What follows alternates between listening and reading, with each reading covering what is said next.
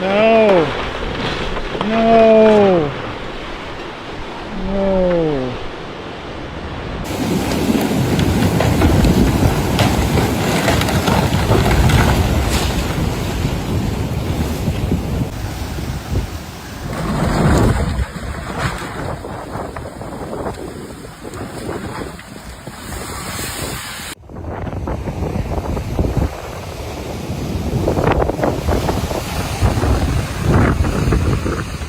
In North Carolina, disaster arrived quietly but struck with brutal force.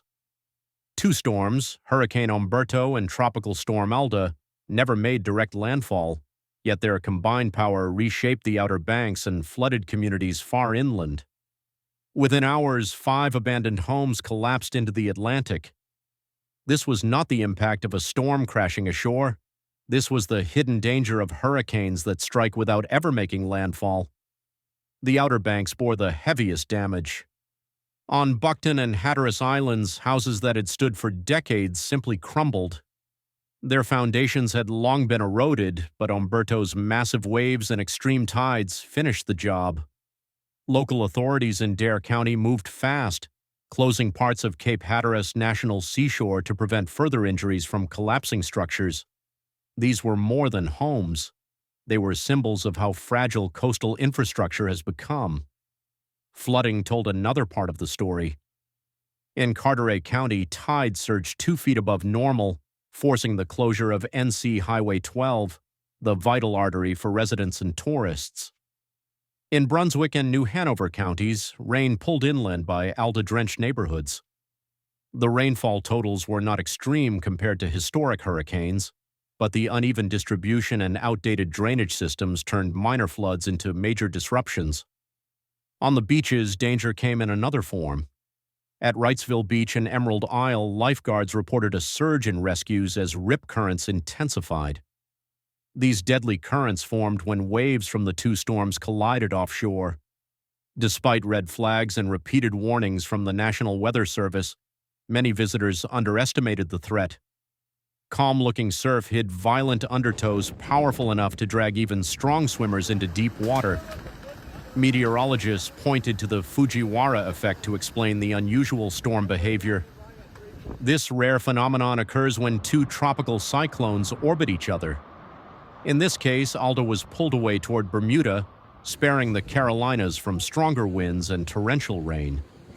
But Umberto lingered close to the coast, generating waves and steady winds that battered the shoreline for days. For scientists, it was another reminder of how unpredictable storm dynamics have become in a warming climate. Beyond the science, the storms exposed systemic weaknesses. Many homes in the Outer Banks were built before modern building codes required stronger foundations and greater distance from the shoreline. Relocation and buyout programs exist but have been slowed by budget limits and community resistance. Families often see retreat as abandoning history, but the ocean is redrawing the coastline whether they agree or not. Emergency response, however, showed progress. Compared to past hurricanes, coordination between state and county officials was faster and more effective. Hazardous zones were sealed quickly, flood warnings issued promptly, and water pumps deployed to low-lying neighborhoods. Still, gaps remained. In remote communities with limited internet access, residents said warnings came too late or were unclear. In disaster response, communication failures can cost lives. For residents, the destruction was deeply personal.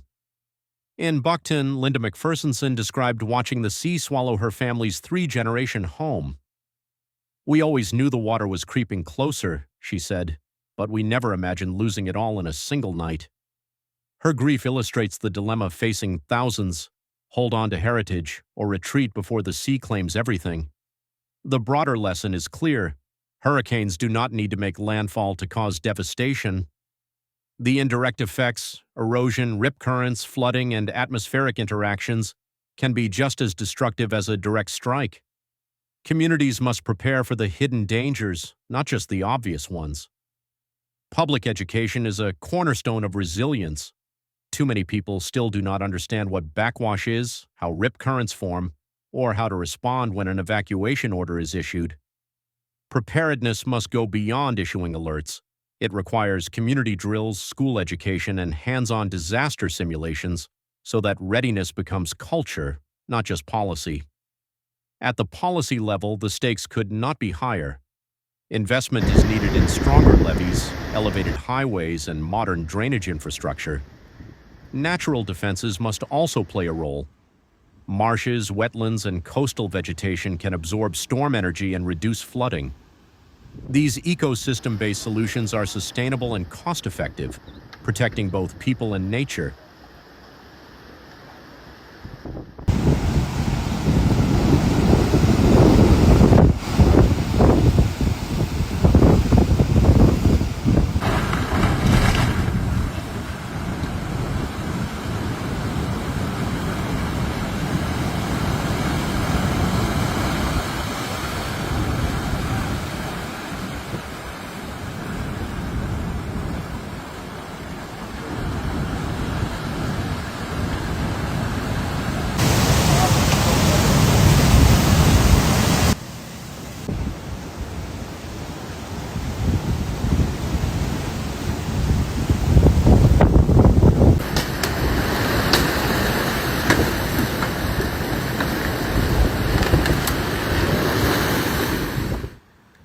The economic cost of inaction is rising. Tourism in the Outer Banks brings billions of dollars each year, but repeated storm damage threatens its future. Each closure of North Carolina Highway 12 isolates communities and cuts off visitors. Fishermen and coastal businesses face mounting uncertainty as erosion reshapes the shoreline. The longer adaptation is delayed, the higher the long-term price. Climate change accelerates these threats. Warmer seas mean faster, stronger, and more unpredictable storms. Sea level rise magnifies flooding even during weaker systems. Umberto and Alda may not have made landfall, but they are part of the new normal. The choice is stark: adapt and build resilience, or face repeated losses year after year. In the end, this was more than a weather story. It was a warning about the fragile balance between human settlement and natural forces.